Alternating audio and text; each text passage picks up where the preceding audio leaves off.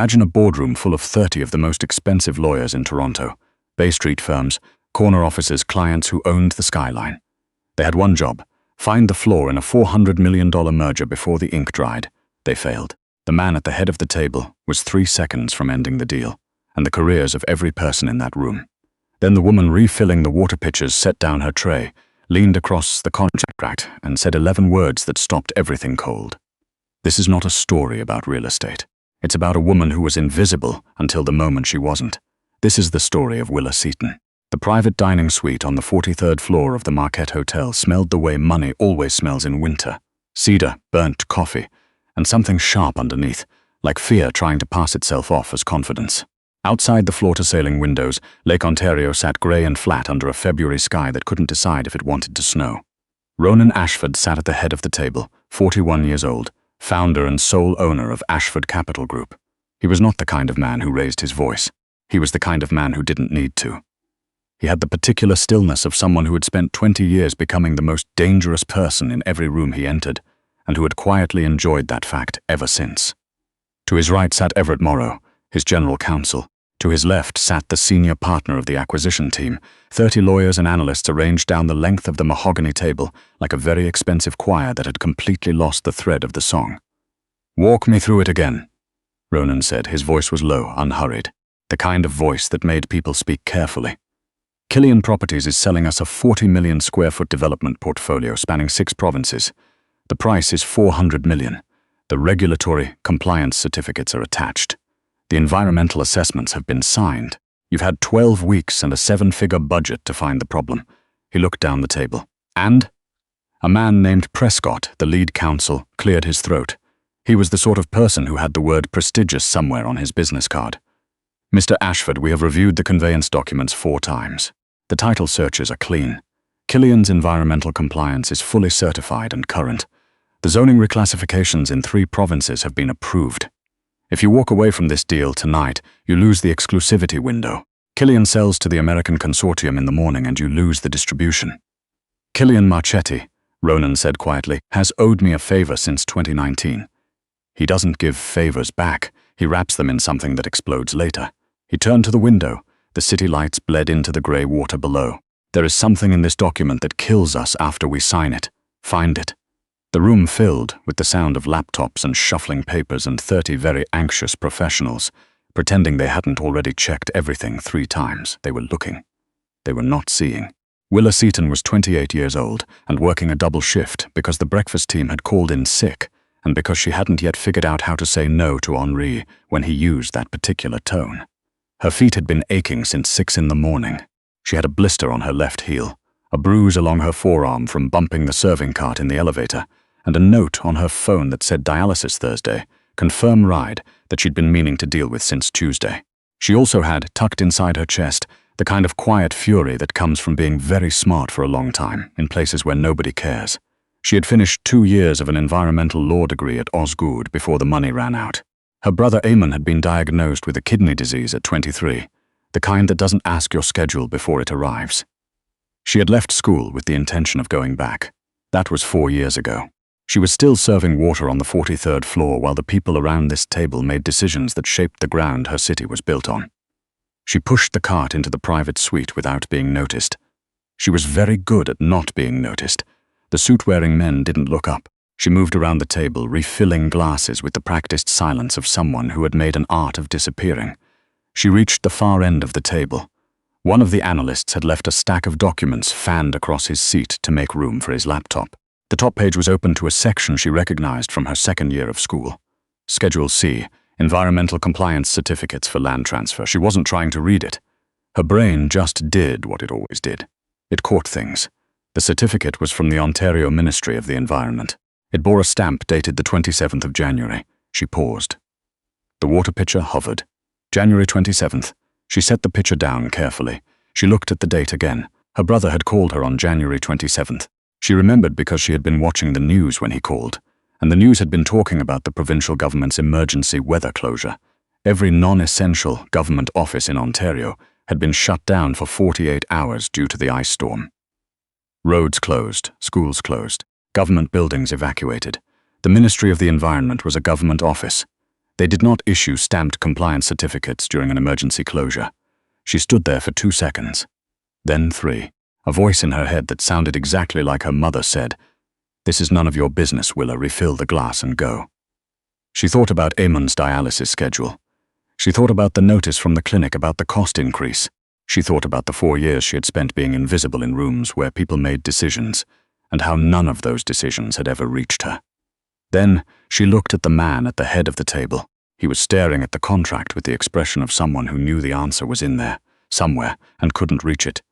She spoke before she fully decided to. "The ministry stamp is from the 27th, she said. Her voice came out quieter than she intended. 30 heads turned. The silence was so complete she could hear the snow beginning very faintly against the glass. Ronan Ashford turned his chair very slowly toward her. He had dark eyes that missed nothing. He looked at her the way she imagined a man looks at a lock that has just unexpectedly opened. "I'm sorry. The Ontario Ministry of the Environment was closed on January 27th, Willa said. She felt the blood in her ears. She made herself hold his gaze. "Provincial emergency closure, the ice storm. I remember, because my brother called me that afternoon and the news was running it. Government services were shut down for 48 hours. She pointed from where she stood at the document.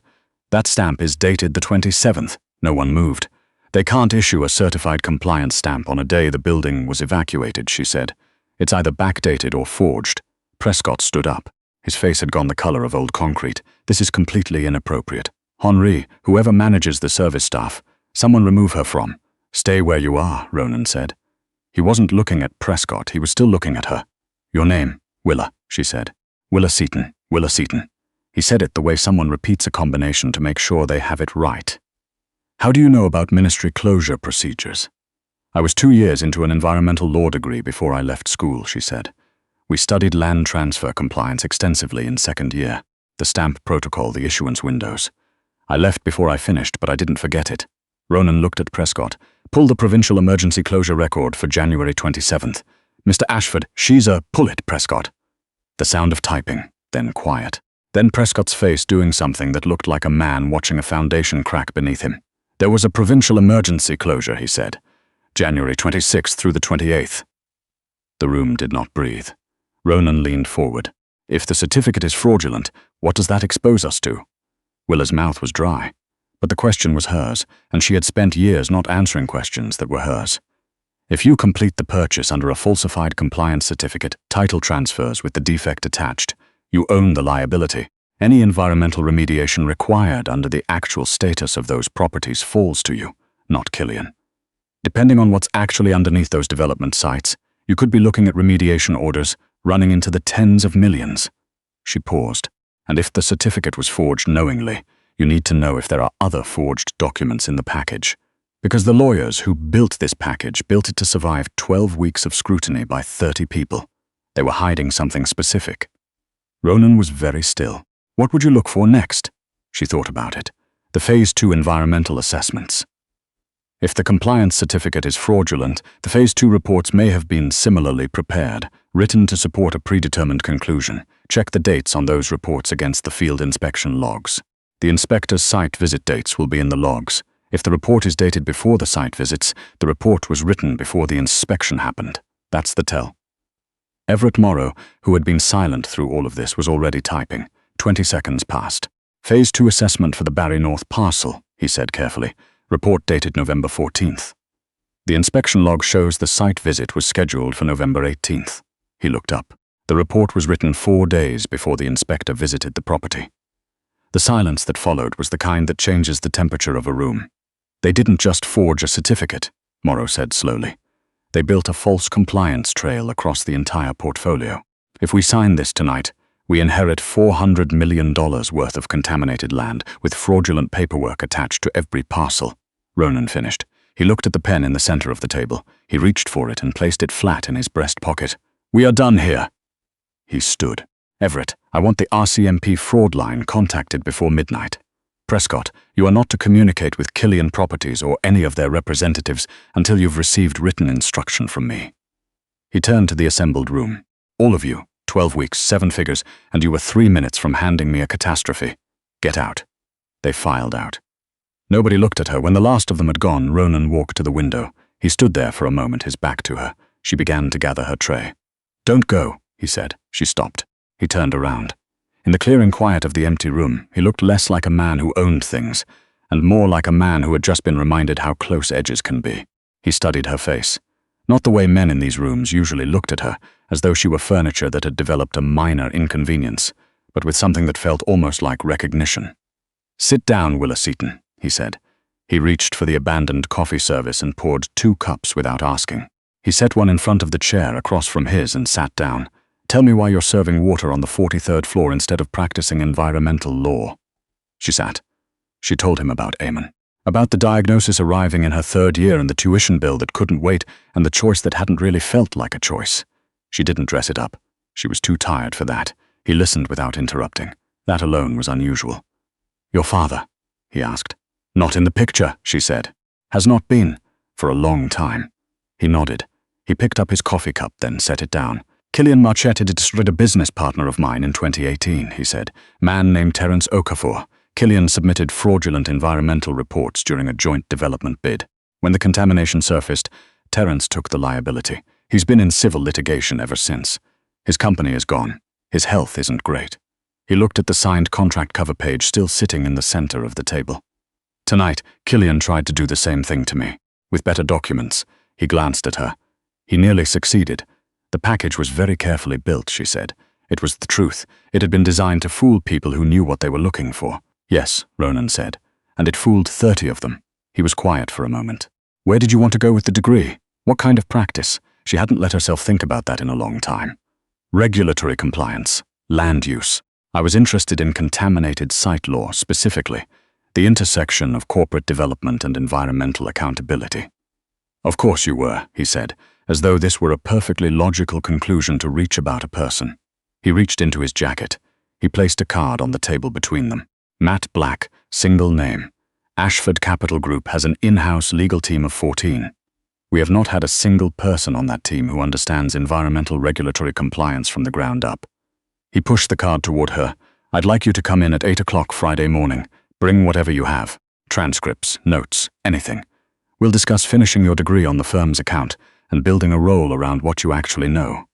Willa looked at the card. "I haven't finished my degree. You identified a forged government compliance stamp by memory in a room full of people who missed it after 3 months." He looked at her steadily. "I'm not particularly interested in the paper." She picked up the card. Her hand was steady. She was proud of that. "I have conditions." Something shifted in his expression. It was subtle, a faint recalibration, as though a compass had just found north. "I'd be concerned if you didn't. My brother's medical costs," she said. "I'm not asking you to cover them. I'm asking for a salary that makes that possible without the second job. And I don't want a junior role. I want to be in the room when decisions are made." She put the card down, not away. "I've been in too many rooms where I should have been in the conversation." Ronan looked at her for a long moment. Then quietly he said, "Consider it done." She hadn't expected him to agree that easily. She wasn't sure what she had expected. She picked up the card and put it in the pocket of her apron. "Friday at 8. She stood, she picked up her tray. At the door she paused. "Mr. Ashford, you should also check the zoning reclassifications in Alberta. If they built a false compliance trail, they may have also—" "I know," he said. "You'll brief the team on that Friday." She walked out of the room. She walked down the hallway. She turned the corner into the service corridor, leaned against the cold wall, and stood very still for about 30 seconds. Then she took out her phone and called Eamon. "Hey," he said. He sounded tired. He usually sounded tired. "Everything okay?" "I think something changed tonight," she said. "I'll explain Thursday." "How are you feeling?" "Like myself," he said, which was his way of saying not great, but not giving her anything to worry about. "You at work?" "Just finishing up," she said. "Get some sleep." She hung up and went back to collect the rest of the service cart. She didn't tell Henri what had happened. She didn't need to. She found out on Thursday morning, 2 days before her Friday meeting, when a courier arrived at her apartment in Parkdale with a registered envelope from Ashford Capital Group's legal department. Inside was a letter confirming her start date, her salary, and a tuition authorization form already signed by Ronan. Tucked behind it was a second envelope, smaller, from the kidney care clinic where Eamon received dialysis. The balance on his account had been paid in full. 3 months of treatments covered. She sat at her kitchen table for a while and didn't say anything. Then she called Eamon again. He picked up on the second ring. "Willa, I need you to clear your calendar Friday evening," she said. I'm taking you to dinner and I'm going to tell you something that's going to sound completely insane. It's already been a weird week, he said. All right. She went to the clinic herself on Friday morning and confirmed the payment before she got on the subway to Bay Street. She needed to see the paper before she stepped into whatever this next part was. The Ashford Capital Group offices occupied the top 6 floors of a glass tower on Bay. The receptionist was expecting her. She was walked directly to a corner boardroom. Not a waiting area, a boardroom, where Ronan was already seated with a coffee and 2 files. He looked different in the daylight.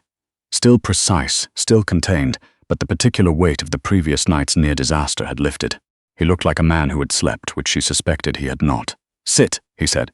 She sat. She poured her own coffee. He opened the file. The RCMP's Commercial Fraud Unit has opened an investigation into Killian Properties following our submission. Everett filed the complaint at 11:30 last night. We've also contacted Terence Okafor's legal team to flag potential overlap with his case. He looked at her. You said contaminated site law was your primary interest.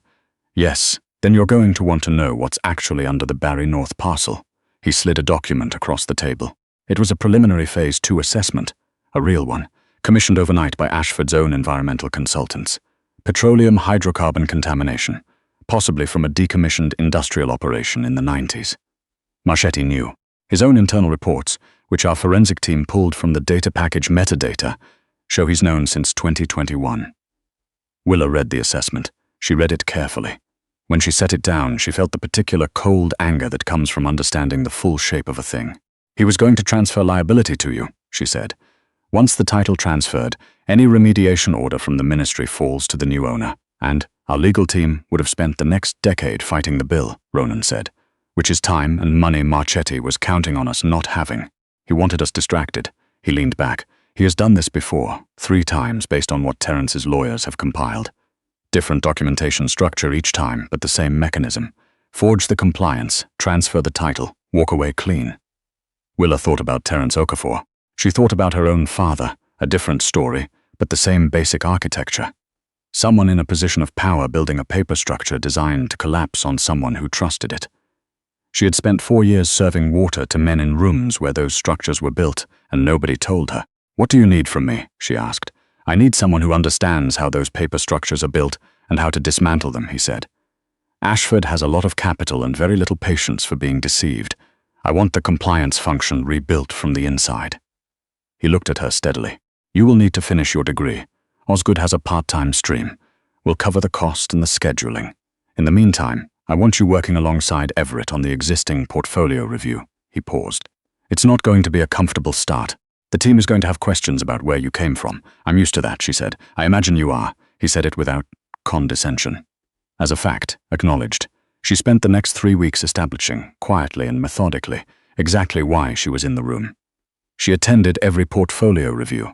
She read every compliance document that came across the team's desk and left margin notes that Everett started forwarding directly to Ronan.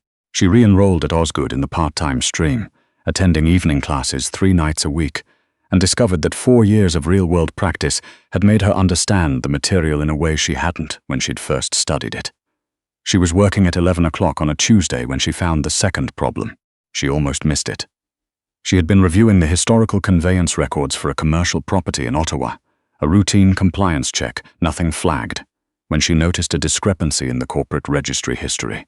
A numbered company that had held the property briefly in 2017 had dissolved. Standard enough, but the dissolution date was listed as 6 days before the title transferred. In Ontario property law, a dissolved corporation cannot transfer title. The transfer was void, which meant Ashford Capital Group had been holding an Ottawa property for 8 years under a title that was legally defective from the moment it was acquired. She triple-checked her reading. She checked the registry again. Then she walked down the hall and knocked on Ronan's office door. He was still there. He looked up. I found something in the Ottawa file, she said. It's not as dramatic as last time, but you need to hear it tonight. He sat back. Come in. She walked him through it. She showed him the corporate registry dates, the title transfer documentation, the legal implications. He listened with the same focused stillness she had come to recognize, the quality of attention that meant he was building something precise in his head. When she finished, he said, Who handled the original acquisition? A firm called Hallward and Strand, she said. They dissolved their Toronto practice in 2020. Can it be cured? Yes, it requires a court order for title rectification, which is available under the Land Titles Act. It's a process, probably 6 months, but it's manageable. If we find it and fix it, we're fine. If it came out in litigation, it would have been much worse. Ronan was quiet. He looked at her across the desk. In the office light, she noticed for the first time that there was something tired behind his eyes. Not the tiredness of the previous night's crisis, but something older, something that had been there a while. "How many properties have you reviewed?" he asked. 14, and you found a defective title in the 15th. Yes, keep going, he said. She went back to her desk. She worked until 2 in the morning. At some point after midnight, a coffee appeared at the edge of her workspace. She hadn't heard him walk over. She looked up. He was reading a file of his own, standing, his jacket off. The particular posture of a man who stayed late, not because he had to, but because the work was where he felt most like himself. "You don't have to stay," she said. "I know," he said. He didn't look up. "I'm reading the Terence Okafor case history." Everett pulled the full documentation. He set the file down and looked at her. "Marchetti destroyed a good man's company and walked away clean for 6 years.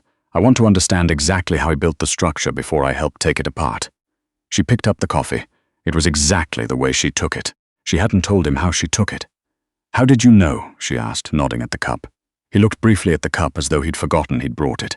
"I asked Everett," he said, and went back to his file. She looked at the coffee for a moment. Then she went back to work. The Marchetti case moved slowly the way serious legal matters do, which is to say it moved constantly, in layers, requiring enormous patience and very detailed documentation. Willa built the compliance record. She tracked every forged date, every fraudulent assessment, every falsified stamp across Marchetti's development portfolio, going back to 2015. She cross-referenced it against the Okafor case files. She built a timeline of 8 years of deliberate fraud, property by property, victim by victim. It was 8 weeks of long evenings. At some point, the long evenings stopped being strange. She and Ronan developed a habit, not a planned one, just a pattern that accumulated, of debriefing at the end of the day. He would come into her workspace or she would walk into his, and they would sit across a desk with coffee going cold between them and talk through whatever the day had surfaced. Sometimes it was case strategy. Sometimes it drifted to other things. His family briefly. A father who had built the company from nothing, and who had, according to Ronan, been deeply suspicious of anyone who used the word portfolio in casual conversation. Her brother Eamon, who was responding well to his current treatment and had started writing again, which was something he'd given up during the worst years of his illness. "He's a good writer," she told Ronan once. "He always was. He used to send me things when I was in school. Short stories, mostly. What kind?" "Quiet ones," she said. "About ordinary people doing things that turn out to matter." She paused. "I used to think that was the opposite of ambition. Now I think he was just paying attention to the right scale." Ronan had looked at her when she said that, not his usual focused look. Something else. He didn't say anything, but he'd kept looking for a moment longer than the conversation required. She noticed. She filed it under things she wasn't going to examine right now. The RCMP charged Killian Marchetti in March. The coverage was significant. The financial press ran it as a major corporate fraud story, and Terence Okafor's lawyers were quoted prominently, naming Ashford Capital's compliance investigation as the trigger that had broken the case open. Willa's name didn't appear anywhere in the coverage, which suited her fine. What did appear, on the Monday morning after the charges were filed, was Ronan in her office doorway with 2 coffees and a folder. "The board met this morning," he said. He came in and sat across from her. "They've approved the creation of a permanent head of regulatory compliance and environmental affairs. It's a senior role. Reports directly to the board and to me." He set the folder on her desk. "It's yours if you want it." She looked at the folder but didn't open it yet. "I haven't finished my degree." "You have 3 months left," he said. "We'll formalize the title when you graduate. In the meantime, you're functioning in the role. The board wants to make it official." She opened the folder. She read the offer carefully. She was the kind of person who read things carefully. When she looked up, he was watching her, with that expression, the one she had been filing away. "This is a significant salary increase," she said. "You have been doing significant work," he said. "The Marchetti case isn't fully resolved yet." "No, but your documentation built the RCMP file. Terence Okafor's case has been revived on the basis of your cross-reference work, and you found a defective title in our own portfolio that would have surfaced badly in 5 years when we went to sell." He leaned forward slightly. "Willa, you walked into this office 3 months ago from a hotel service corridor. In 12 weeks you have changed the shape of this company. Accept the role." She looked at him for a moment. She thought about the night in the private suite. The way the room had felt when she spoke, the absolute certainty that she was about to be removed and ignored. She thought about Henri's face when he'd understood what had happened. She picked up the pen from her desk. She signed the offer letter. She closed the folder and handed it back to him. "There's one more thing," she said. She reached into her desk and pulled out a document she had been compiling for 2 weeks. Marchetti's offshore holding structure. His legal team is going to argue that the fraudulent transactions were isolated events by a subsidiary. They're not. There's a pattern of deliberate corporate isolation, using numbered companies to transfer liability and protect the parent entity. She laid the document on the desk between them. If the prosecution doesn't have this, the charges may not hold at the parent level. He walks, and the company survives. Ronan looked at the document. He looked at her. "How long did this take you?" 2 weeks, she said. "Evenings." He was quiet for a moment. Something moved in his expression that she had learned, by now, to recognize. It was the look of a man who had spent a very long time surrounded by people who showed him only what he expected to see. "We should get this to the Crown Attorney," he said. "I'd like to deliver it in person," she said. "I want to make sure they understand the structure before they review it." "I'll come with you," he said. They went the next morning. The meeting with the Crown Attorney's office ran 3 hours. Willow walked the prosecutors through the corporate structure, the money flow, the paper trail. Ronan sat to her left and didn't say a word that wasn't hers to say. When they left the building, the February light had given way to the first real day of March, pale and cold, but with something underneath it that felt like a possibility. They walked to the parking structure. She had the folder of documents under her arm. "You didn't need to come," she said. "I could have handled that alone." "I know," he said. "I wasn't there to handle anything." He looked at her. They had reached the car. He didn't open it yet. "I've been in a lot of rooms, Willa. I don't say that to impress you. I say it because I've sat across the table from a lot of very accomplished people, and I have learned that the most reliable thing you can do, the single most dependable investment you can make, is to pay attention to who sees clearly when it matters." She looked at him. She was not, by temperament, a person who let things land slowly when she could understand them quickly. She was also, for once, content to let this one take its time. "You're going to have to explain what that means," she said. "Specifically." He almost smiled. It changed his face in a way she had only seen twice before. "I'm not good at this," he said. "I want to be straightforward with you because I think you'd find anything else irritating. I think very highly of you. I would like to know if there is a version of this." He paused. It was the first time she had ever seen him search for a word. "Where we are not only colleagues." She looked at the city visible between the levels of the parking structure. She thought about the night she had set down a coffee pot in a room full of people who had never seen her, and said 11 words that changed the direction of something enormous. She thought about Eamon writing again, about her enrollment letter from Osgood sitting on her kitchen table with 3 months left to go, about the folder under her arm and the morning's work, and the particular quality of sitting across a desk at midnight with someone who never once made her feel like she was in the wrong room. "I think," she said carefully, "that's a version worth exploring." He opened the car door. She got in. He walked around to the driver's side. Neither of them said anything for a while. "For the record," she said when they were in traffic, "I take my coffee the same way every day. You didn't need to ask Everett. You could have asked me." Ronan was quiet for 2 seconds. "I know," he said. "I wanted to know if Everett had been paying attention." She looked at him. "Had he?" "No," Ronan said. "He'd guessed. And you?" He changed lanes. "I'd been paying attention." She turned to look out at the city. March light on the glass towers, the lakeshore faintly visible at the end of the street. She didn't say anything else. She didn't need to. 6 months later, Killian Marchetti was convicted on 14 counts of fraud over $500 and 1 count of obstruction of justice. Terence Okafor settled his civil case against Marchetti's holding company for an amount that, by all accounts, allowed him to rebuild. He sent Willa a 1-line email.